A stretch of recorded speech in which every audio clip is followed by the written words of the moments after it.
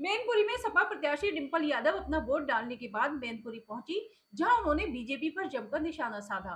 उन्होंने कहा कि लोग मतदान केंद्रों पर वोट ज्यादा से ज्यादा करने आ रहे हैं। हमारे कार्यकर्ता मेहनत कर रहे हैं, प्रशासन का व्यवहार ठीक नहीं है।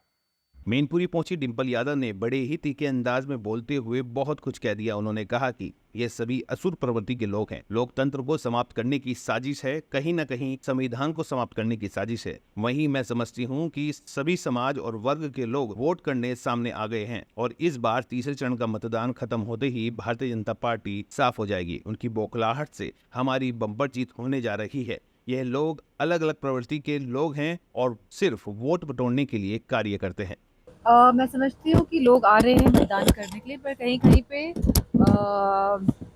जो हमारे प्रत्याशी हैं और जो उनके रिश्तेदार और परिवार हैं, कहीं कहीं पे कोशिश कर रहे हैं कि वोट कम पड़े। लेकिन समाजवादी पार्टी के सभी कार्यकर्ता, हमारे सारे बूथ एजेंट्स और सेक्टर प्रभारी, से सेक्टर प्रभारी पूरे अपने जिम्मेदारी को निभाते हुए वोट डलाने में सक्षम हो रहे हैं। हाँ, ये आप सही कह रहे हैं, क्योंकि यह सरकार जो शासन कर रही है देश में, इनका व्यवहार किसी के प्रति भी नहीं अच्छा है, किसी के समाज के प्रति नहीं अच्छा है। तो मैं समझती हूँ ये बहुत ही असुर प्रवृत्ति के लोग हैं जो अब शासन में आ गए हैं। और कहीं ना कहीं जहाँ लोकतंत्र को समाप्त करने की इन लोगों की साजिश है, कहीं ना कहीं जहाँ मताधिकार का प्रयोग करने से रोकने की इन लोगों की साजिश है, और कहीं ना कहीं संविधान को भी खत्म करने की इन लोगों की साजिश है। तो मैं समझती हूँ सभी वर्ग, सभी समाज के लोग एक साथ आ गए हैं और वोट करने जा रहे हैं। और इस बार तीसरे चरण का जब चुनाव खत्म होगा तो भारतीय जनता पार्टी का पत्ता साफ होने जा रहा है। मैंने भी यही बात बोली है कि जहां हमें ये लोकतंत्र, संविधान और परिवर्तन लाने की जो लड़ाई है, तो इसमें सभी लोग बढ़ चढ़कर हिस्सा ले रहे हैं और बदलाव की तरफ पूरा देश कदम आगे बढ़ा रहा है। जी हाँ, क्योंकि बौखलाहट में कहीं ना कहीं, क्योंकि बम्पर जीत होने जा रही है इस मैनपुरी से समाजवादी पार्टी की और आसपास के क्षेत्रों में भी, तो कहीं ना कहीं ये बौखलाहट का प्रतीक है। ये चीज़ें जो कर रहे हैं, हरकतें जो कर रहे हैं, जो असंवैधानिक है।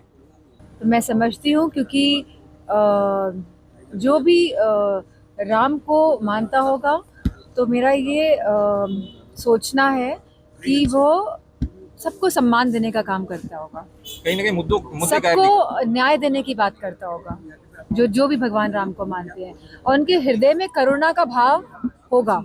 लेकिन ये लोग बहुत ही अलग प्रवृत्ति के लोग हैं और ये खाली नाम का प्रयोग करके वोट बटोरने की राजनीति का जो प्रयोग हो रहा है। मैं समझती हूँ आज इतनी बेरोजगारी है, आज इतनी महंगाई है, आज रुपया लगातार मार्केट में गिर रहा है, इंटरनेशनल।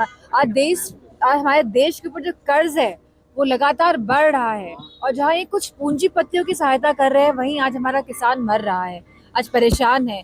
तो मैं समझती हूँ ये लड़ाई संविधान और लोकतंत्र को बचाने की लड़ाई है, हमारे रक्षा, हमारे अधिकारों को बचाने की लड़ाई है। लगता नहीं कि इस बार चुनाव में मुद्दे भटकाने का प्रयास किया जा रहा है? लगातार जब जब चुनाव आए हैं 2014 से, चाहे वो विधानसभा चुनाव हो, चाहे वो लोकसभा चुनाव हो, मुद्दों से भटकाने की बात लगातार ये सरकार करती आई है।